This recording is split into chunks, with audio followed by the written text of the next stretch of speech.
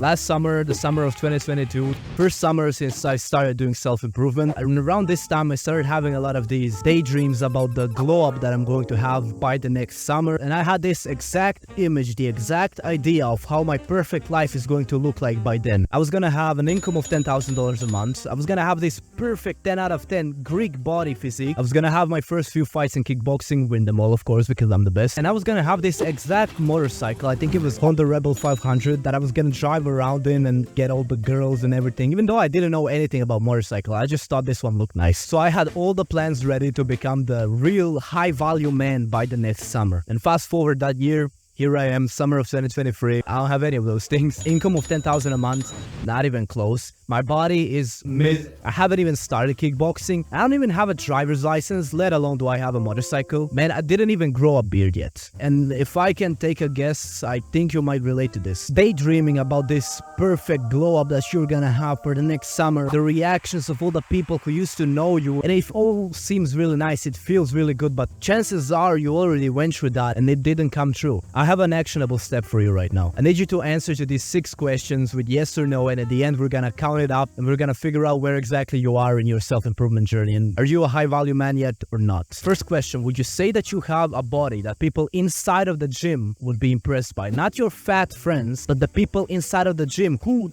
already work hard. Would they look at you and think, oh yeah, he's a veteran here, yes or no? Second question, do you earn well above your country's average in terms of money? Yes or no? Third question is, have you ever approached a girl in public that you thought was cute and asked for her number or something? Or could you do it right now? If you were outside right now, you saw a cute girl, could you like approach her with no problem and ask for her number? Fourth question, would you say that your health is above average? Like this is everything, like your skin, for example, you could see mine is not the best. Your diet, your sleep, everything that could account to health, would you say that it's above average? Fifth question, would you say that other men and women respect you and think highly of you, or at least that they are jealous of you in some way? And sixth question, I think this is an interesting one. If let's say your girlfriend broke up with you this morning, would you still be able to do all the work that you were supposed to do the same way, in the same quality as you would usually do it? Or would you, for example, skip the gym because you're too depressed today, or maybe not focus too much on your work because you're too distracted by the sadness of your girl leaving you? This is the matter of emotional intelligence. That's why I'm asking. So yes or no? If you answered all yes, or maybe just one no, congratulations, you're a high value man. But I think you and I both know that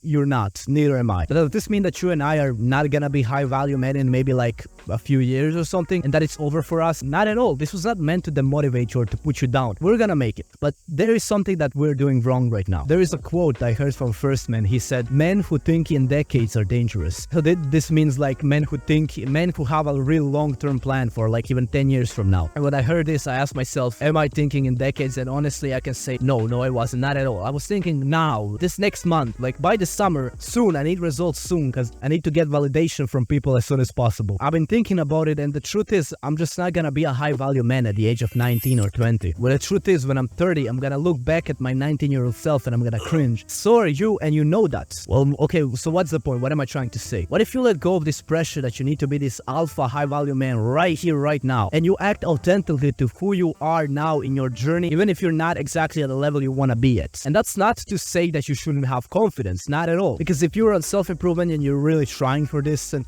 you're probably ahead of most people in your generation. But if you're here watching Andrew Tate shorts or TikToks and you're thinking to yourself that you are this alpha high value man who gets all the women, and meanwhile you can't even talk to these women, you have a little bit of a problem. Remember that you're not finished with self-improvement. You're still on the journey, you're still on the way, in progress. And that's fine. Keep working, you're gonna get better, you're gonna get to a level. Because this mentality that you need to be better than you are right now, realistically, it's just gonna hurt your progress. And not only that, but also your quality of life, because you're kind of going to hate yourself when you're not as perfect as you want to be at some points. And second point is that you need to set goals for the long term. Of course, you can get some progress by next summer. You're gonna be way better than by then. And it's also good to set goals for short term too, but you also need to have patience and a long-term vision. Here is another actionable step for you. Think about your life in 10 years from now. What is your body gonna look like? What are you going to do for a living? Are you gonna have a family by then? What kind of people are going to be inside of your life? All the way down to the smallest things, like how are you going to spend your afternoons? Maybe take some time to journal about this. Maybe this could change the outlook you have on your entire life.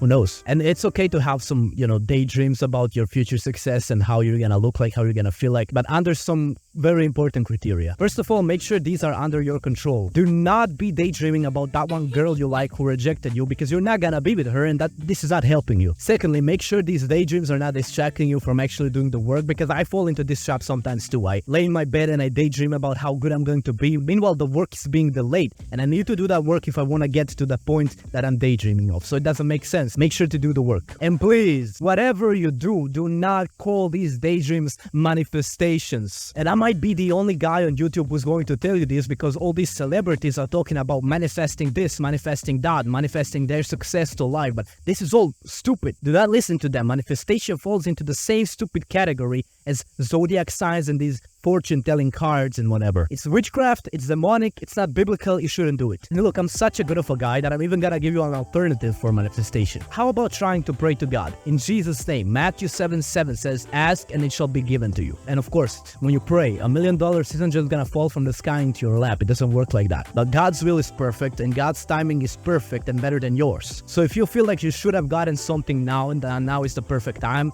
well, you're wrong, because God knows better and God's gonna give you something in the most perfect way for you, in the most perfect time for you, even though you might not understand that yet. And if it's bad for you, he might not give it to you, but if it's bad for you, you don't want it. Trust in God. And bonus tip for praying, Matthew 6:33, seek the kingdom first and all his righteousness and all else will be given to you. So invite God into your life first, ask for his kingdom and his righteousness, and everything else that you need, God will provide. If you made it this far in the video, you're a real one. So let's just summarize it real quick so you can take some notes. Let go of the pressure that you need to be a perfect alpha high value man straight away right now, because you have time to become that. You're still in progress and maybe you're not perfect yet. The sooner you get it into your head that you're maybe not perfect, the sooner you will feel a release and you will be able to live your life in a more authentic way. And also have some goals set for the long term and think in a way that might not benefit just you from next month or next summer, but maybe you from 10 years. And pray instead of manifesting. If you're not sure that you're doing enough work for your future self or you don't know where to start, there's a lot of videos on my channel that might help you and that you might enjoy. For example, last week I tried a new way of training that Hamza has recommended a lot, and I wanted to test it if it's actually good or not. So if you're